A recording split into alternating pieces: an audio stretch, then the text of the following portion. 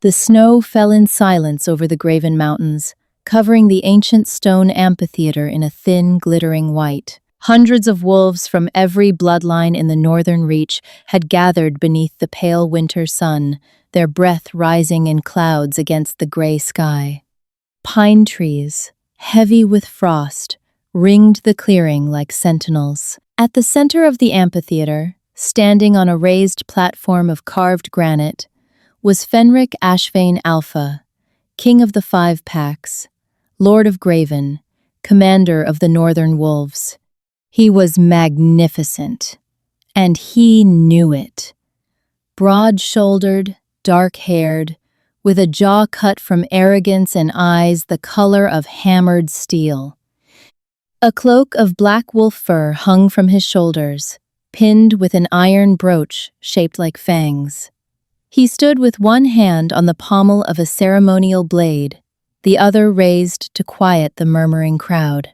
His beta, Tormund Blackmere, stood to his left, his war general, Halvard the Scarred, to his right. Behind them, the elders sat wrapped in furs, their ancient eyes watching everything. But the crowd was not watching Fenric, not yet. They were watching the girl being dragged through the snow. Two guards hauled her forward by her arms. Her feet left trails in the white powder.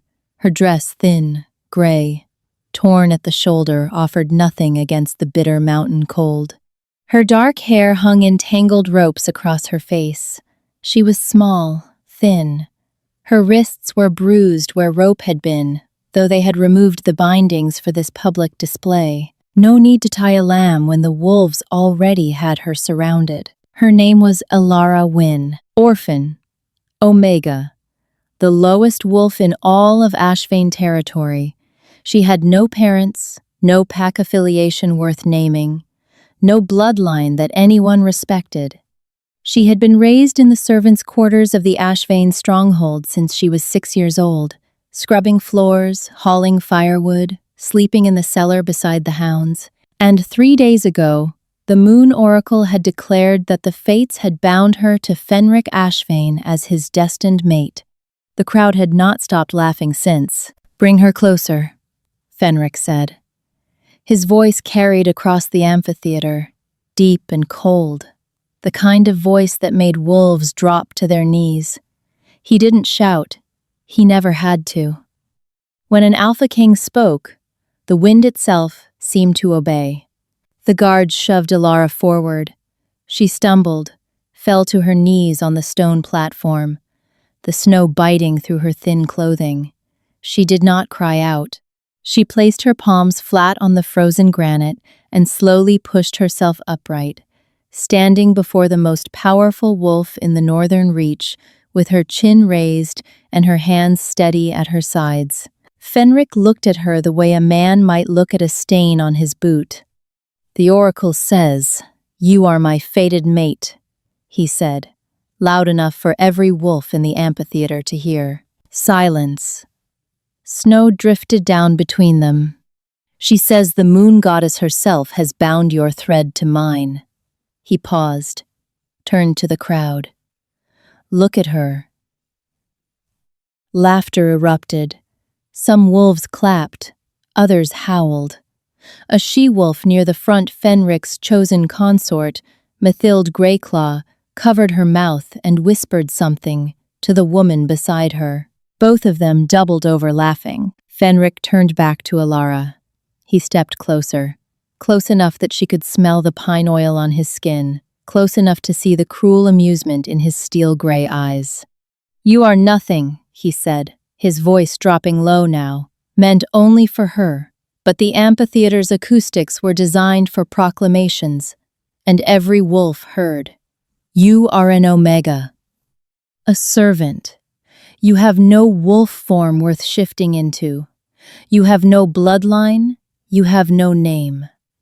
And yet the oracle dares suggest that he gestured at her, from head to toe with undisguised contempt, are worthy of being my Luna?" Elara said nothing. She looked at him, directly at him. Most wolves couldn't hold Fenric's gaze for more than a moment before their instincts forced them to look away. Alphas radiated dominance, the way the sun radiated heat. But Alara looked into his eyes and did not flinch. Something flickered across Fenric's face, surprise, perhaps, or irritation that she wasn't groveling, but it was gone in an instant. "I, Fenric Ashvane, Alpha King of the 5 Packs," he declared, his voice ringing out across the snow-covered amphitheater. "Reject you, Alara Wynn, as my fated mate. I sever the bond declared by the Oracle. I cast you from this platform, from this gathering, and from any claim to the Ashvane name." He paused. Then, because cruelty was a performance, and Fenric had always been a performer, he added, "You may keep the dress." The crowd roared with laughter. Wolves stamped their feet. Someone threw a half-eaten bone that landed near her foot. But here is where the story turns. Here is the moment that would haunt Fenric Ashvane for the rest of his short, miserable life. Alara stared at him and smiled. Not a bitter smile. Not a forced smile. Not the trembling, brave smile of someone trying not to break. It was a real smile. Warm. Patient. The kind of smile a mother gives a child who has done something foolish and doesn't yet understand the consequences. "Thank you," she said softly. 2 words. Just 2 words. And they landed on the crowd like a stone dropped into still water. The laughter faltered. A few wolves exchanged confused glances. What was there to thank him for? The humiliation? The rejection? The crowd expected tears. They expected begging. They expected the satisfying, predictable spectacle of a broken wolf groveling at the feet of a king. They did not expect gratitude. Then she turned, walked off the platform, and disappeared into the falling snow. Fenric watched her go.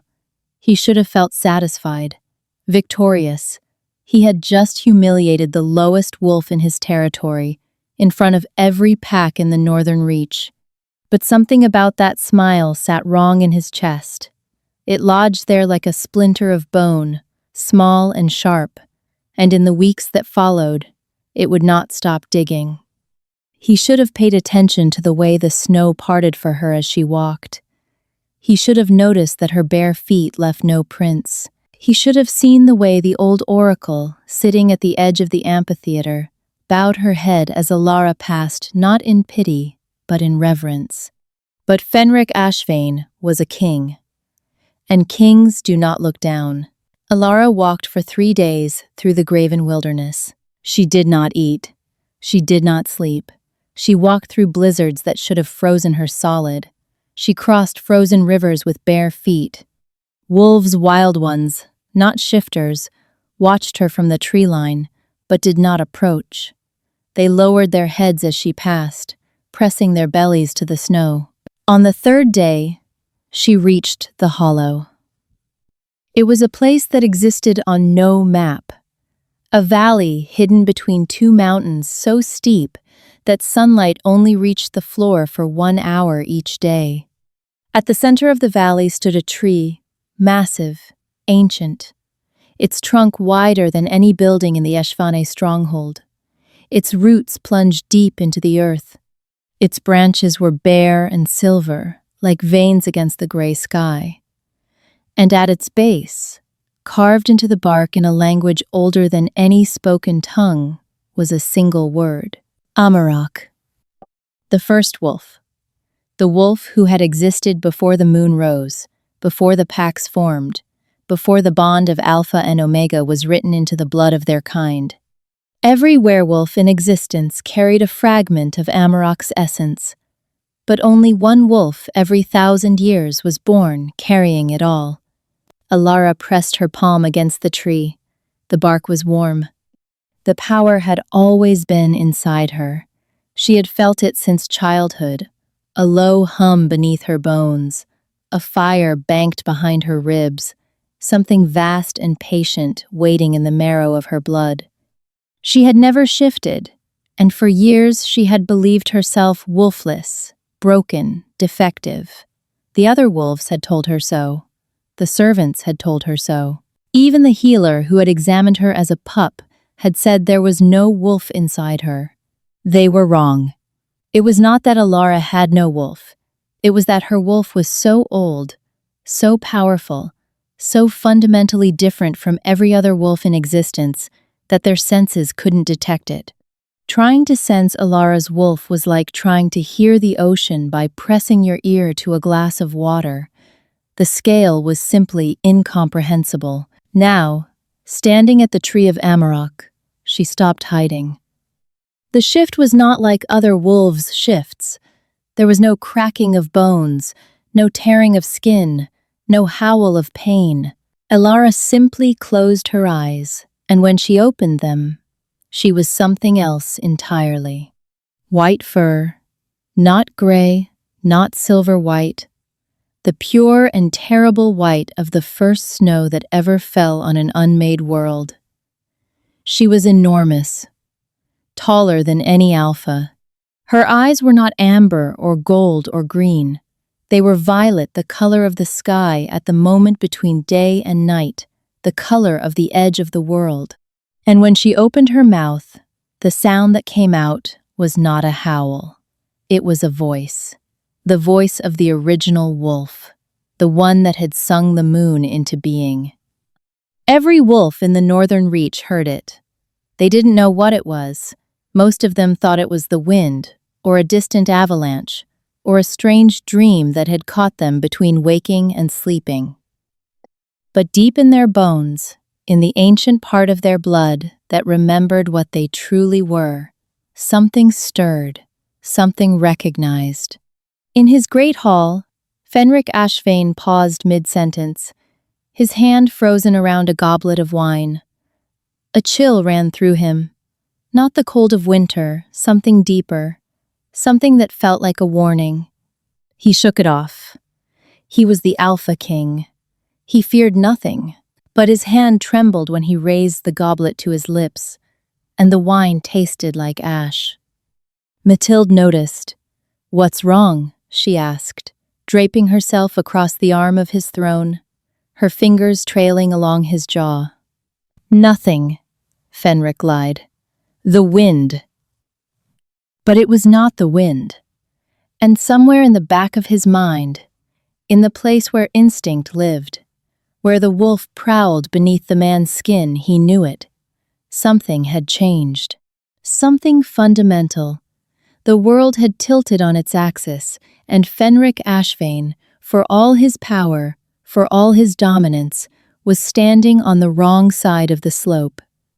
Meanwhile, in the hollow, Alara learned what she was. Not just the power, she had always sensed the power, but the purpose. The tree of Amarok spoke to her, not in words but in memories. It showed her the first wolf running across an unformed world. It showed her the moment the moon was born, a sphere of silver pulled from the darkness by Amarok's howl. It showed her the first pack, the first bond, the first promise between wolves, that strength would protect, not destroy, that power would serve, not subjugate. And it showed her what had gone wrong, how, over centuries, the bloodlines had corrupted the original covenant, how alphas had turned protectors into tyrants, how the concept of Omega, originally meaning the foundation, the wolf who held everything together, had been twisted into the lowest, the wolf who deserved nothing. Alara wept when she saw this. Not for herself. She had stopped weeping for herself long ago. She wept for what had been lost, for the beauty of the original design and the ugliness of what wolves had made of it. Then she dried her tears, and she began to plan. 3 moons passed. Alara did not return to the Ashvane stronghold. She did not need to. Revenge, she understood, was not a sword you swung, it was a fire you lit from a distance, and watched as it consumed everything the enemy had built. The most devastating vengeance required no blood at all. Only patience. Only precision. Only the willingness to let a man's own pride be the instrument of his destruction. She began with the borders. The 5 packs controlled the northern reach through a system of territorial agreements, trade routes, and blood oaths. Fenric held the alliance together through fear and the legend of Ashvane military supremacy. But legends are fragile things. They require constant maintenance, and Fenric, bloated on his own mythology, had grown careless. Elara, in her wolf form, visited the border packs, the Thornwald, the Mossgrove, the Burnt River clan, one by one. She did not threaten them. She did not make promises. She simply appeared at their territories under the winter sun, a white wolf the size of a war horse, with violet eyes that seemed to see through stone and bone alike. She sat at the edge of their lands and waited. The Thornwald Alpha, a weathered she-wolf named Brenna, was the first to approach. She came in human form, wrapped in elk hide, her graying hair braided with iron beads. "You are the one Fenric rejected," Brenna said. Elara shifted to human form. She stood in the snow, barefoot, wearing a dress woven from something Brenna didn't recognize. It looked like spider silk and moonlight. "I am the one Fenric was too blind to see," Elara replied. "And what are you?" Elara smiled. "I am the reason your grandmother told you to fear the White Woods." Brenna stared at her for a long time. Then she dropped to one knee in the snow. "My grandmother spoke of you," Brenna said, her voice rough with emotion. "She said one day the white wolf would return the wolf who walked before the moon rose. She said when the white wolf appeared, the old order would die." She looked up at Elara. "I thought it was a fairy tale." "All fairy tales are true," Elara said. "They just haven't happened yet." One by one, the border packs shifted their loyalty. They did not declare war on Fenric. They simply stopped answering his summons. When his messengers came demanding tribute, the messengers were treated well, fed, given warm beds, and sent back with polite refusals. "We answer to no king." The Thornwald messenger said when he returned, "We answer to the old blood." Fenric raged. He smashed a table with his fist. He threatened to march on the Thornwald territory with his full force. But Tormund, his beta, talked him down. "It's 3 small packs," Tormund said. "They're nothing. Frost will humble them.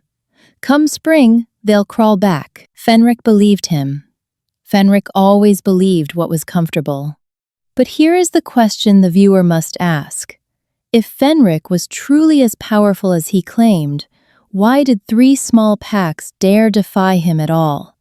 What had they seen that gave them the courage to refuse a king? And, more importantly, what had they smelled on the wind? What ancient, impossible scent had told them that the balance of power in the northern reach had already shifted, silently, irreversibly, like the moment a frozen lake begins to crack from within? The elders sensed it too. Old Dagny, the most ancient of the Ashvane Council wolves, stopped attending Fenric's meetings. When summoned, she sent her grandson with a message. "My bones ache, my king. The cold is too much for old blood."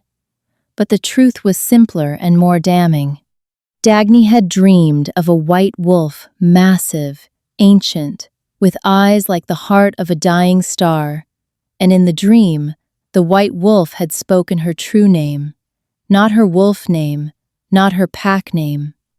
The name that had been whispered to her by her mother at the moment of her birth, the secret name that no one else alive should have known. "The old blood has returned," Dagny told her grandson. "And when the old blood moves, wise wolves step aside." Her grandson, young and ambitious and angling for a position on Fenric's war council, did not listen. He would regret that, but not yet. The next blow came from inside Fenric's own stronghold. Elara had spent her childhood cleaning those halls. She knew every passage, every hidden stairwell, every crack in the walls where sound carried from one room to another. She knew which servants were loyal and which ones had been beaten one too many times. She knew which guards drank too heavily and which elders resented Fenric's father for debts never repaid. She did not need to enter the stronghold herself. She simply sent whispers. A word to the head cook Marin, who had been the only person to ever give young Elara a blanket in winter, about certain irregularities in the stronghold's food stores. Fenric's treasurer, it turned out, had been skimming provisions meant for the common wolves and selling them to human merchants across the southern pass. Marin told her husband. Her husband told his brother, a respected huntsman. Within a week, the common wolves of Ashvain knew that their king's appointed treasurer was starving them to line his own pockets. Fenric executed the treasurer publicly, but the damage was done. Trust once cracked does not heal. The common wolves looked at their alpha and wondered what else was being hidden from them. Then came the matter of Halvard the Scarred. Halvard was Fenric's war general, the wolf who had won Fenric's last 3 territorial wars. He was respected, feared, and as Elara knew from years of eavesdropping while polishing the weapons in the Great Hall, secretly in love with a wolf from the rival Duskwinter pack, a male wolf named Osric, whom Fenric had taken prisoner during the border skirmish and kept in chains beneath the stronghold for 2 years. Elara freed Osric on a moonless afternoon, when the sun barely crested the mountains. She broke his chains with her bare hands, a feat that should have been impossible for any wolf, but the blood of Amarok did not concern itself with what should or should not be possible. She led Osric through the old servant tunnels she had memorized as a child and delivered him to Halvard's private cabin in the western woods. She freed me, Osric told Halvard, still shaking, still half-starved. The white wolf, the one he rejected. Halvard, the fiercest warrior in the northern reach, the wolf who had killed 60 men in the Battle of Red Creek, looked at his freed lover and wept. "What does she want?" Halvard asked. "Nothing," Osric said. "She said the debt was not mine to pay. She said to tell you that a wolf who chains innocents does not deserve warriors." Halvard did not defect immediately. He was too disciplined for that. But from that day forward, his loyalty to Fenric was hollow a shell with nothing living inside it. And Elara, patient as the mountain itself, was content to wait for the shell to crack. Consider this. Elara could have stormed the stronghold. With the blood of the first wolf, she could have torn through Fenric's guards like paper. She could have challenged him to single combat and ended him in seconds. But she chose not to. Why? Because killing Fenric would have made him a martyr. His supporters would have rallied. His legend would have grown. Songs would have been sung about the fallen Alpha King who was struck down by dark magic. Elara understood something that Fenric never could. The most complete destruction is the kind that comes from within. Let a man's own allies abandon him. Let his own choices expose him. Let the world see, not a king struck down, but a fraud laid bare. That is not revenge. That is justice, wearing patience as a crown. Mathilde Greyclaw had laughed the loudest on the day of Elara's rejection. She had stood at the front of the amphitheater in her silver fox cloak, her blonde hair braided with sapphires, her beautiful face twisted with gleeful contempt. She was Fenric's chosen consort, not his fated mate, but the wolf he had selected for political advantage. The Greyclaw family controlled the eastern timber trade, and Mathilde's union with Fenric had secured Ashvain access to the richest forests in the north. Mathilde was clever, ambitious, ruthless, and she had a secret. For the past year, She had been in correspondence with the Southern Pack Federation Fenric's most dangerous rival. The Federation, led by an elderly alpha named Rowan Stoneblood, had been looking for a way into the Northern Reach for decades. Mathild had been selling them intelligence, troop movements, defensive weaknesses, the location of Fenric's emergency grain stores. Alara knew this because Alara knew everything. The blood of the first wolf did not merely grant her physical power, it connected her to the earth itself, to the roots of trees and the memories of rivers. She could press her hand to the ground and feel footsteps from weeks past. She could listen to the wind and hear conversations carried from miles away. She was the Northern Reach, in a way that no territorial alpha could ever be. Alara did not expose Mathild. Instead, she did something far more interesting. She visited Mathild in a dream, not a metaphor. The blood of Amarok granted access to the dream space, the layer of consciousness, where wolves communicated before language existed. Mathild woke in the middle of the afternoon, gasping, drenched in sweat, with the image of a white wolf burned into her mind, and a single sentence echoing in her skull. "I know what you've done, and I have decided to let you continue." Mathild was terrified, and Mathild, being Mathild, responded to terror with aggression. She accelerated her plans. She sent a final message to Rowan Stoneblood. "Come now. The northern defenses are weakened. The border packs have defected. Halvard is unreliable. Strike before the spring thaw and the Ashvane throne is yours." She thought she was being strategic. She thought she was staying ahead of the threat.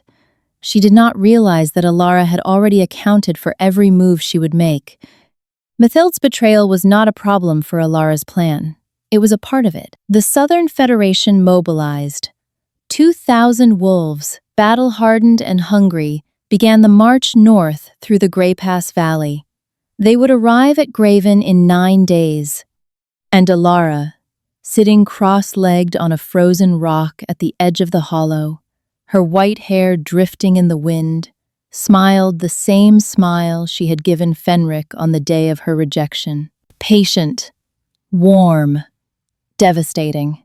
Fenric learned of the southern advance on a morning so cold that the water in the stronghold's wash basins had turned to solid ice. A scout, half dead from his run through the mountains, collapsed at the gates with the news. 2,000 wolves, 9 days out, coming through Grey Pass. Fenric did what Fenric always did. He summoned his war council. He stood at the head of the table, armored, commanding, his steel eyes burning with the fire of a man who had never lost a battle. "Call the border packs," he ordered. "Send riders to the Thornwald, the Moss Grove, the Burnt River. We need their fighters on the eastern flank." Tormund cleared his throat. "The border packs aren't answering summons, my king. Haven't for 2 moons. Then send a stronger message. I sent your sigil-sealed command. They returned it unopened." Fenric's jaw tightened. "Fine. We don't need them." "Halvard, your battle plan?" Silence. Halvard sat at the far end of the table, his scarred face unreadable. "I have no plan," he said. Fenric stared. "What did you say to me?" "I said I have no plan." Halvard stood. "I am resigning my commission, effective now. I will not fight for you." The War Council erupted. Voices shouted, chairs scraped. Tormund lunged toward Halvard, but was held back by 2 younger wolves. "You swore an oath," Fenric snarled, his alpha voice crashing over Halvard like a wave. But Halvard, battle-tested and hardened beyond the reach of any alpha's command, did not buckle. "I swore an oath to a king," he said, not to a tyrant who chains prisoners for sport and humiliates women for entertainment. He paused. I hope the Omega's blood was worth your throne. He walked out. 14 of his most loyal warriors walked with him. Fenric stood at the head of his war table, surrounded by the shattered remnants of his command structure, and for the first time in his life felt something he had never experienced before: fear. But even fear could not penetrate his pride. He convinced himself this was a test. He convinced himself that his remaining forces still formidable. Still the largest pack in the northern reach could hold Graven against the southern advance.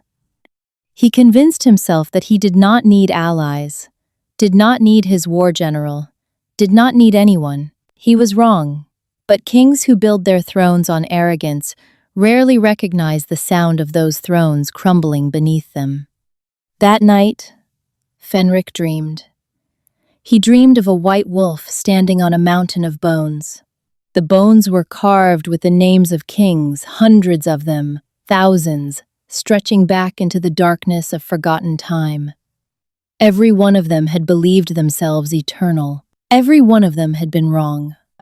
And the white wolf stood atop them all, not triumphant, not vengeful, but sorrowful, as if the mountain of dead kings was not a victory but a tragedy she had been unable to prevent. Fenric woke gasping, drenched in cold sweat, and found that his wolf, the great gray beast that had always prowled confident and dominant beneath his skin, had retreated to the farthest corner of his consciousness and was whimpering like a pup. "What are you afraid of?" Fenric demanded of his own wolf. The wolf did not answer, but Fenric could feel it, a recognition so profound and so terrifying that his wolf could not even articulate it. His wolf knew what Alara was. It had always known. And on the day of the rejection, when Fenric had severed the mate bond, his wolf had howled inside him, not in anger, but in grief. Fenric had ignored it. He had mistaken his wolf's grief for weakness. That was, perhaps, the cruelest thing Fenric ever did. Not rejecting Alara, but rejecting his own wolf's desperate plea to recognize what stood before them. The Southern Federation arrived on the 9th day, exactly as predicted. They came through the gray pass like a tide, gray and brown wolves pouring between the canyon walls, their breath steaming in the freezing air. Rowan Stoneblood, ancient and massive, led from the front. The snow was stained with the mud of their march. Fenric met them on the Graven Plateau, beneath the same pale sun that had witnessed Alara's humiliation. He stood at the center of his defensive line, 600 wolves at his back, armored and bristling. It should have been enough. In any normal engagement, a defensive position on high ground with 600 wolves would have held against a force 3 times that size. But this was not a normal engagement. As the first charge began, Stoneblood wolves surging up the slope, Fenric's line bracing for impact, 3 things happened simultaneously. First, Matilde Greyclaw, standing at the rear of Fenric's formation with her personal guard, shifted into wolf form and attacked Fenric's supply wagons. She tore through the provisions, scattered the healers, and opened a gap in the rear flank that exposed the entire Ashvane right side. Second, a third of Fenric's fighters, wolves who had been wavering since the treasurer scandal, wolves who had heard Halvard's words and felt the truth of them, simply stopped fighting. They did not switch sides. They did not flee. They sat down in the snow and refused to move. Third, from the tree line to the west, a howl erupted. Not the howl of a wolf, something older, something that reached into the bones of every creature on that plateau and said, in a language that predated words, "Stop." Every wolf on the battlefield froze. Southern wolves, northern wolves, Matilde's traitors. Every one of them went still, as if the earth itself had seized them by the spine. And from the snowbound forest, walking in human form with bare feet on the white ground, came Elara Wynne. She was not the same girl they remembered. She was taller, somehow. Not physically, she was still slight, still small-framed, but she occupied space differently. She moved with the gravity of something ancient. Her hair, once dark and tangled, had turned silver-white. Her eyes, once brown and forgettable, were violet, burning with a light that came from somewhere deep within the earth. She wore no armor. She carried no weapon. She wore a dress that seemed woven from frost itself, white and glinting, moving with her body like water. The snow did not touch her. It parted, drifting to either side of her path as if it was afraid. She walked to the center of the battlefield and stood between the two armies. "Enough," she said. Just the one word, quiet. But every wolf heard it as if she had spoken directly into their ear. Rowan Stoneblood, the southern alpha, shifted to human form. He was old, weathered, with a white beard braided to his waist. He looked at Elara, and his ancient eyes widened. "The old blood," he whispered. "It's real." "It has always been real," Elara said. "You came here to claim a throne that was never Fenric's to hold. Go home, Rowan. The Northern Reach is not a prize. It is a living thing, and it does not wish to be conquered."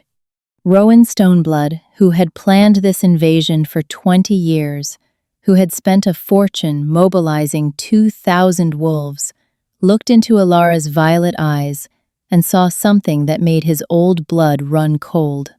He saw what lived inside her, not just power, but the original essence of what it meant to be a wolf. The thing that existed before alphas and omegas, before packs and hierarchies, before the first territory was marked and the first border was drawn. He turned his army around and marched south without another word. But Elara was not finished. Fenric stood on the plateau, surrounded by the ruins of his army. Half his wolves had refused to fight. His war general had abandoned him. His consort had betrayed him.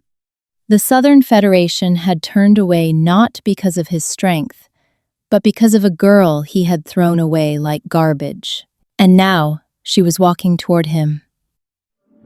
The remaining wolves, his wolves, or what was left of them, parted to let her through. They did not part out of fear. They parted out of instinct. Something older than loyalty to any alpha was pulling them aside, making room for the true power in the Northern Reach. Fenric drew his ceremonial blade. It was a magnificent weapon forged from moonstone and iron, its hilt wrapped in the skin of the first wolf he had ever killed. He held it in front of him with both hands, and to his credit, his grip did not shake. "Stay back," he said. Elara stopped 10 paces from him. The snow fell between them, soft and relentless. The winter sun hung low in the sky, casting long shadows across the bloody plateau. "I'm not going to hurt you, Fenric," she said. "Then what do you want?" "I want you to understand." She raised one hand, not toward him, toward the sky, and the clouds, heavy with snow, parted. Sunlight flooded the plateau, blindingly bright, turning the snow to diamonds and the blood to rust. In that light, Elara's shadow stretched behind her, and her shadow was not the shape of a woman. It was the shape of a wolf, an impossible wolf, massive and ancient, with eyes that burned like stars. "The Moon Oracle told you I was your fated mate," Elara said. "You thought that was a mistake. You thought the goddess had made an error, that a king could not be bound to an omega." She tilted her head. "But what if I was never the omega? What if I was something so far beyond alpha that your senses couldn't even register it? What if the goddess bound us together not to elevate me, but to save you?" Fenric's blade wavered. "To save me from what?" "From yourself." She let the word hang in the frozen air. Around them, the wolves of both armies listened in silence. Not a single creature moved. The snow fell in slow, heavy flakes, catching the light like tiny fragments of the moon falling to earth. Even the wind held its breath. Then she continued. I carry the blood of Amarok, the first wolf, the one who existed before your bloodlines, before your hierarchies, before every petty system of rank that you used to justify cruelty. The goddess gave you a mate who could have taught you what true power looks like, not dominance, not fear, not humiliation, but the strength to protect without crushing, to lead without degrading. She gave you a gift. And you threw it in the snow and told the crowd to laugh. Fenric's face was white. Not with cold, with recognition. The splinter that had lodged in his chest on the day of the rejection had been working its way deeper for months. And now, in this moment, it reached his heart. I didn't know, he started. You didn't want to know, Alara said. And that is the difference between a tragedy and a choice. She lowered her hand. The clouds closed. The light faded. The snow resumed its silent fall. I am not going to kill you, she said. I am not going to take your throne. I have no interest in thrones. She looked at the wolves gathered around them, the fighters who had laid down their arms, the warriors who had walked away, the common wolves who had suffered under Fenric's rule. But they have an interest, and I think you should listen to what they have to say. She turned and walked away. Behind her, the wolves of Ashvane looked at their alpha king bleeding, abandoned, exposed, and for the first time, they did not look away. They looked at him the way he had once looked at Alara, as something beneath them. What happened to Fenric Ashvane after the Battle of Graven is not a story of heroic defeat. There was no last stand, no noble sacrifice. There was only the slow, grinding humiliation of a man being stripped of everything he believed made him worthy. Tormund, his beta, was the next to leave. Not out of courage, Tormund had never been particularly brave, but out of self-preservation. He saw which way the wind was blowing and chose to blow with it. He pledged himself to the Thornwald pack and took 40 fighters with him. On his way out, he emptied the stronghold's treasury and distributed a third of it among the common wolves, keeping the rest for himself. When Fenric demanded his return, Tormund sent back a single message. I was loyal to a king. You are no longer a king. You are a cautionary tale. Mathild was captured by Fenric's remaining guards, but not before she managed to send one final message south, this time not to Rowan Stoneblood, but to the human lords who controlled the trading passes beyond the southern mountains. The message read, I can deliver you an alpha wolf, alive, for the right price. The humans had wanted a living alpha for decades. The medicinal properties of alpha blood were legendary among their physicians. A living alpha could be bled slowly, kept alive, used as an endless supply. The price the human lords offered was staggering enough silver to purchase an entire territory. Mathild, even in chains, had arranged her escape. She bribed her guards, the same guards who had been loyal to Fenric for years, with promises of southern gold. They unlocked her chains on a frozen morning and helped her reach the human merchants who had already crossed the pass with wagons built to hold a wolf. They came for Fenric at dawn. He was alone in the great hall. The fire had gone out. The servants had fled. The war table was still overturned from his last rage. He sat on his throne, the massive carved seat of black pine that his grandfather had built, wearing his armor. His ceremonial blade across his knees, staring at nothing. When the doors opened and Mathild walked in with 12 human soldiers in iron armor, Fenric did not stand. You, he said. Me, Mathild said. Her sapphire-braided hair was now loose and tangled. Her face was bruised from her arrest. But her eyes were sharp and bright, and utterly without remorse. "You should have been a better king, Fenric. You should have been a better wolf. Instead, you built a throne on cruelty and wondered why everyone wanted to knock it over." "You would sell me to humans?" His voice cracked, not with rage, with disbelief, the final indignity. Wolves were many things to each other, rivals, enemies, kin. But selling a wolf to humans was the deepest betrayal imaginable. It was the one thing that united every pack, every bloodline, every faction. You did not hand your own kind to the humans. Ever. But Mathilde had never truly been Fenric's kind. She had been an opportunist, wearing loyalty like a borrowed coat.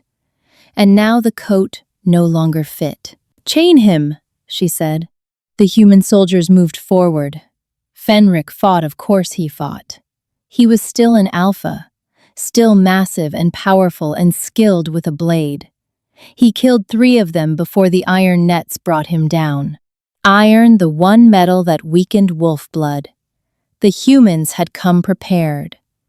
As the nets tightened around him, burning his skin where the iron touched bare flesh, Fenric howled. Not the commanding howl of an alpha summoning his pack. This was a raw, broken sound. The howl of a wolf who finally understood that no one was coming. No one would answer. The stronghold that had echoed with the sounds of feasts and war councils and the laughter of loyal wolves was silent. The halls he had ruled from were empty. The pack he had commanded was scattered. He had built his kingdom on fear, and fear, unlike love, evaporates the moment the source of it weakens. There was nothing left beneath it. No loyalty, no affection. No wolf willing to fight for a king who had never fought for them. They dragged Fenric Ashvane, Alpha King of the 5 Packs, Lord of Graven, commander of the Northern Wolves, out of his own great hall in chains. They loaded him into a wooden wagon reinforced with iron bands, and Mathilde, counting her silver, did not look back. The great hall stood empty. Snow drifted through the open doors, covering the overturned war table, the abandoned throne, the bloodstains where the human soldiers had fallen. The fire was dead. The banners hung limp. The Ashvane sigil, a snarling wolf over crossed swords, stared down from the wall at an empty room, its mouth open in a howl that no one would ever answer again. Alara found the wagon on the 3rd day. The human merchants were camped at the southern edge of the Grey Pass, waiting for the weather to clear before crossing the mountains. 12 soldiers, 4 merchants, 6 horses, 1 wagon. Inside the wagon, bound in iron chains, starved and beaten and silent, was Fenric Ashvane. She walked into their camp at midday, when the sun was at its highest, and the snow glittered like crushed glass. The soldiers saw her and drew their swords. The merchants shouted. Alara looked at them, just looked, with those violet eyes. And every horse in the camp reared and bolted, dragging their stakes out of the frozen ground, scattering supplies and men in every direction. The soldiers' swords crumbled, not broke, crumbled the iron, turning to red dust in their hands. The merchants fell to their knees, not from force, but from the primal, bone-deep terror of standing in the presence of something that predated their entire species. "Leave the wagon," Alara said. "Go home. Tell your lords that the northern reach is under new protection." They ran, every one of them. They left their supplies, their silver, their pride on the frozen ground, and ran south like children, fleeing a nightmare. Alara walked to the wagon and broke the iron lock with one hand. She pulled open the doors. Fenric lay on the wooden floor, wrapped in chains, his face a mask of bruises. His armor had been stripped, his ceremonial blade was gone. His eyes, those steel-gray alpha eyes that had once commanded 5 packs and made wolves drop to their knees, were hollow. He looked up at her. "Why?" he whispered. It was the only word he could manage. Alara climbed into the wagon and sat beside him. She reached out and one by one broke the iron chains. Each link came apart like dried clay in her fingers. The iron that weakened every wolf in existence had no power over the blood of Amarok. When the last chain fell away, Fenric sat up slowly, painfully. He looked at his wrists, raw and bleeding from the iron. He looked at Alara. And for the first time in his life, Fenric Ashvane was truly, completely, and without pretense seeing another wolf clearly. "You could have let them take me," he said. "Yes. You could have let me rot in a human laboratory. Let them bleed me dry. It would have been justice, after what I did to you." "It would have been cruelty," Alara said. "And I am not cruel. That is the difference between us, Fenric. That has always been the difference." He stared at her. Snow drifted into the open wagon. "What happens to me now?" Alara stood. She stepped out of the wagon and onto the snow. She looked south, toward the mountains and the human lands beyond. "You are no longer Alpha," she said, not unkindly. "You are no longer king. The packs will choose their own leaders. The borders will be redrawn. The stronghold will become a commons, a place for all wolves, not a seat of power." She turned back to him. "You are free to go wherever you wish, but you will go as what you are, a wolf, without a pack, without a title, without a throne. You will live the life you sentenced me to, the life of an outcast." Fenric's throat worked. His eyes were wet, not from the cold. "Alara, there is a village beyond the eastern ridge," she said. "They take in strays.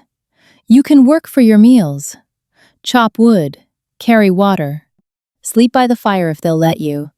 She paused. "It's not a bad life, Fenric. I would know." She turned to walk away, then stopped. "One more thing." She looked at him over her shoulder. Her violet eyes caught the sunlight and burned like twin flames. "On the day you rejected me, I smiled. Do you remember?" He nodded. He had never forgotten. "Do you know why I smiled?" He shook his head. "Because I already knew everything that was going to happen. Every betrayal, every defection, every moment that would bring you to this wagon in chains. I saw it all, the moment I looked into your eyes. The blood of Amarok does not merely grant strength, it grants sight. I saw your future, Fenric. I saw every choice you would make, every person who would abandon you, every step on the road to this exact moment." Fenric's face crumbled. "I smiled," Alara said, "because I felt sorry for you. Even then, even as you humiliated me in front of hundreds, even as the crowd threw bones and laughed, I felt sorry for you. Because you had no idea what you were losing. And that, more than anything else, is the saddest thing about you." She walked away into the snow. The white wolf, the daughter of Amarok, the girl who had been an omega and a servant and nothing at all, disappearing into the bright winter landscape like a memory of something the world had almost forgotten. Fenric sat in the empty wagon for a long time. The snow fell. The wind whispered through the pass. The iron chains lay broken on the wooden floor, and beside them sat a man who had once been a king and was now nothing. Not nothing, less than nothing. Because nothing is a clean slate, and Fenric Ashvane carried the weight of every cruel word, every mocking laugh, every wolf he had crushed beneath his boot on the way to a throne that had never truly been his. He would live. That was not a kindness, that was the point. Death would have been an ending. Alara had given him something far worse. She had given him time, time to remember, time to understand, time to feel, in every fiber of his being, exactly what it meant to be the wolf that nobody wanted. The northern reach changed after that winter. The 5 packs dissolved. New alliances formed smaller, more equal, governed by councils rather than kings. The graven stronghold was open to all wolves, its great hall converted into a gathering place where disputes were settled with words instead of blood. Alara Wynn was never crowned. She refused every title offered to her. She lived in the hollow, in the shadow of Amarok's tree, and wolves came from every territory to seek her guidance. She gave it freely, without condition, without hierarchy. She was not a queen. She was not a Luna. She was something that the wolves of the Northern Reach had never had before, a conscience. Fenric Ashvane was last seen in a small human-adjacent village at the edge of the eastern ridge. He chopped wood. He carried water. He slept by the fire when the villagers allowed it. He spoke rarely and smiled never. The villagers did not know he had been a king. To them, he was just another stray wolf with sad eyes and too many regrets. Sometimes, children from the village would ask him to tell stories. He would shake his head and return to his work. But once, on a particularly cold evening, when the fire crackled and the children pressed close for warmth, a little girl asked him, "Were you ever important?" Fenric looked at her for a long time. "I thought I was," he said. "I was wrong." The girl considered this with the seriousness that only children possess. "My mother says the most important people are the ones who are kind," she said. Fenric said nothing. He picked up his axe and walked out into the snow. Some nights, when the wind came down from the mountains, it carried a sound, not quite a howl, not quite a song, something older and deeper and more beautiful than either. The wolves who heard it would stop what they were doing and listen, their ears pricked, their eyes wide, something ancient stirring in their blood.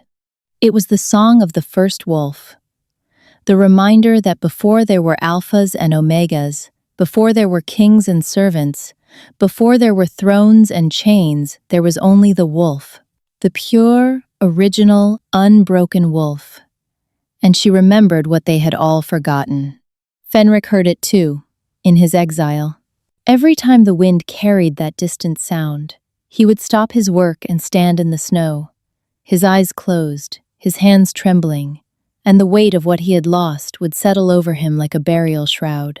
He had rejected the most powerful wolf who ever lived. He had humiliated the daughter of the first wolf. He had thrown away a fated bond with the living heart of his species, not because she was unworthy, but because he was too small to see her. And now, in a tiny village, chopping wood for strangers, sleeping on a cold floor, he understood the final, devastating truth of Alara's smile. She had not smiled because she was brave. She had not smiled because she was hiding her pain. She had not smiled because she knew revenge was coming. She had smiled because she had already forgiven him. And that forgiveness, that impossible, unwanted, unearned grace, was the heaviest chain he would ever wear. 'Cause you can escape iron. You can break free from rope. You can fight your way out of a cage. But you cannot escape the knowledge that you destroyed the one thing that could have saved you, and that the thing you destroyed loved you anyway. That is not a punishment. That is a haunting. And Fenric Ashvane, former Alpha King, former Lord of Graven, former commander of the Northern Wolves, was haunted for the rest of his long, quiet, unbearably ordinary life. The snow kept falling. It always does. But here is the final question, the one that lingers long after the story ends, the one that keeps you awake at 3 in the morning staring at the ceiling. Was Alara's mercy a gift or the cruelest punishment of all? She could have killed Fenric. She could have left him in chains. She could have erased him from the memory of every wolf in the Northern Reach. Instead, she gave him freedom. Freedom to live with the full, unshielded knowledge of what he had done. Freedom to wake every morning and remember. Freedom to hear the song of the first wolf on the wind and know that it was meant for everyone except him. Some say mercy is the highest form of power. Others say it is the most refined form of cruelty. Perhaps, in the case of Alara Wynn and Fenric Ashvane, it was both a blade so sharp that the cut felt like a kiss and the wound never stopped bleeding. The wolves of the Northern Reach still tell this story. Mothers whisper it to their pups on cold winter evenings. Elders recount it at council gatherings. Young wolves hear it and ask the question that every generation asks. If the blood of the first wolf can forgive, why can't we? No one has ever found a satisfying answer. Perhaps that is the point.